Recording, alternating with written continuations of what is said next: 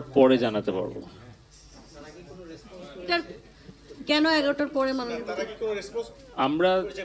আমরা TikTok, YouTube এবং ফেসবুককে তাদেরকে একটা ব্যাখ্যা প্রদানের জন্য মৌখিকভাবে লিখিতভাবে উত্তর দানের জন্য চিঠি দিয়েছিলাম।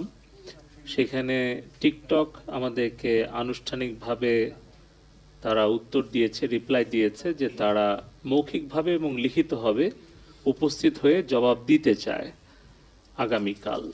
আর এখন পর্যন্ত ফেসবুক এবং ইউটিউবের কাছ থেকে আমার জানা মতে বিটিআরসিতে তারা কোনো উত্তর দেয়নি, যার ফলে আগামীকালকে যেহেতু সকাল 9টা, 10টা এবং 11টায় এই তিনটা প্রতিষ্ঠানকে বিটিআরসিতে উপস্থিত হয়ে ব্যাখ্যা প্রদানের জন্য আমরা চিঠি দিয়েছি, তাই আগামীকালকে সকাল 11টার পরে আমরা তাদের ব্যাখ্যা যদি পাই তাহলে বিশ্লেষণ করে, আর যদি নাও পাই তাহলেও আমরা বিটিআরসিতে বসে আলোচনা সাপেক্ষে তারপরে আমরা সেটা সিদ্ধান্ত জানাতে পারবো।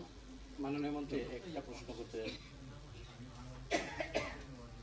সেটা একটা উপায় হতে পারে। যারা নিরপরাধ শিক্ষার্থী, আমরা এর আগেও বলেছি, যারা শান্তিপূর্ণভাবে এই আন্দোলনে অংশগ্রহণ করেছে তারা কেউই যাতে কোনো ধরনের হয়রানির বা প্রশাসনিক কোনো হয়রানি, আইনগত কোনো জটিলতায় যাতে করে তারা না পড়েন, এটার জন্য আমরা ঘোষণা দিয়েছি। এখন যে সমস্ত শিক্ষার্থীগণ বা তাদের অভিভাবক যদি মনে করেন যে তারা নিরপরাধ, তারা অবশ্যই সেটা আমাদের সাথে যোগাযোগ করতে পারেন। আমরা সরাসরি তাদেরকে সকল ধরনের সহযোগিতা দিব, কিন্তু সুনির্দিষ্টভাবে অবশ্যই বলা প্রয়োজন। আমাদের আজকের এই বৈঠকে, আমাদের আজকের এই সভায় মাননীয় আইজিপি মহোদয় বলেছেন যে আসলে যে সমস্ত শিক্ষার্থী যেখানে অভিযোগ আসবে সেগুলোতে তৎক্ষণাৎ ব্যবস্থা নিচ্ছেন তারা, যে যদি কোনো তারা নিরপরাধ থেকে থাকে। তবে আমরা বারবার বলছি যে অভিভাবকগণ সেক্ষেত্রে নির্দিষ্ট আইন শৃঙ্খলা রক্ষাকারী বাহিনীর সাথে যেখানেই তাদেরকে নেওয়া হয়েছে বা জিজ্ঞাসাবাদ করার জন্য যদি নেওয়া হয়ে থাকে সেখানে তারা সঠিক তথ্য দেবেন। আর শিক্ষা প্রতিষ্ঠান খোলার প্রশ্নে আমরা বারবারই বলছি জননিরাপত্তা সর্বাগ্রে, এবং জননিরাপত্তার বিষয়টি বিবেচনায় নিয়ে আমরা সকল কর্তৃপক্ষের সাথে আলোচনা করে ধাপে ধাপে অবশ্যই আমরা শিক্ষা প্রতিষ্ঠানগুলো খুলতে চাই।